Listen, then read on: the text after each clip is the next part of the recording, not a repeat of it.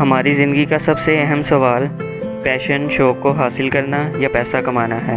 ہمارے نوجوان اکثر ڈبل مائنڈڈ ہوتے ہیں کہ پیسہ کمائیں یا اپنے پیشن کو پورا کریں، اور یقیناً وہ پیسہ کمانے کو ترجیح دیتے ہیں اور اپنے دل کی لگن اور جو ان کے اندر پیشن ہوتا ہے اسے کھو دیتے ہیں۔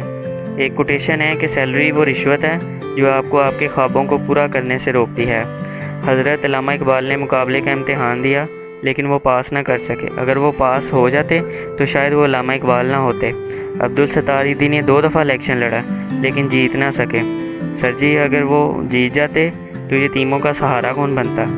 دنیا کی اتنی بڑی ایمبولینس سروس کون بناتا؟ کتنی لاوارث لاشوں کو کفن کون دیتا؟ ہم میں سے اکثر لوگوں نے ایک مووی 3 ایڈیٹس دیکھی ہے۔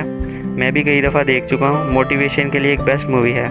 مووی میں فرحان کا پیشن فوٹوگرافی تھا۔ آپ اس کے الفاظ پہ غور کریں۔ وہ کہتا ہے کہ کیا ہوا اگر پیسے کم کما لوں گا، لیکن وہ کام کروں گا جو میرے پیشن کو پورا کرے گا، جو مجھے خوشی دے گا۔ امام مالک رحمۃ اللہ علیہ کہا کرتے تھے کہ انسان دنیا میں 2 دفعہ پیدا ہوتا ہے۔ ایک دفعہ تو ماں پیدا کرتی ہے، لیکن دوسری دفعہ جب وہ دنیا میں آنے کا مقصد پا لیتا ہے۔ واصف علی واصف صاحب فرماتے تھے کہ جو تیرا خیال ہے وہی تیرا حال ہے۔ سر جی پیشن آپ کے اندر کی وہ آواز ہے جو آپ کو آگے لے کے جاتی ہے۔ دنیا میں جتنے بھی لوگ کامیاب ہوئے ہیں ان کو ان کے پیشن نے اس مقام تک پہنچایا ہے، ورنہ دنیا تو کسی کے ساتھ بھی اچھا سلوک نہیں کرتی۔ آئنسٹائن جیسے مشہور سائنسدان کو پاگل کہنا شروع کر دیا تھا۔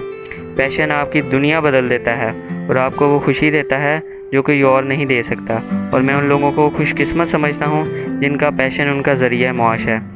سر آج سے پیسے کے پیچھے بھاگنا چھوڑ دیں، پیشن کے پیچھے بھاگیں۔ آپ خود دیکھیں گے کہ ایک دن پیسہ آپ کے پیچھے بھاگے گا۔ سسٹم کے ڈرائیور ہمیشہ پیشن والے ہی ہوتے ہیں۔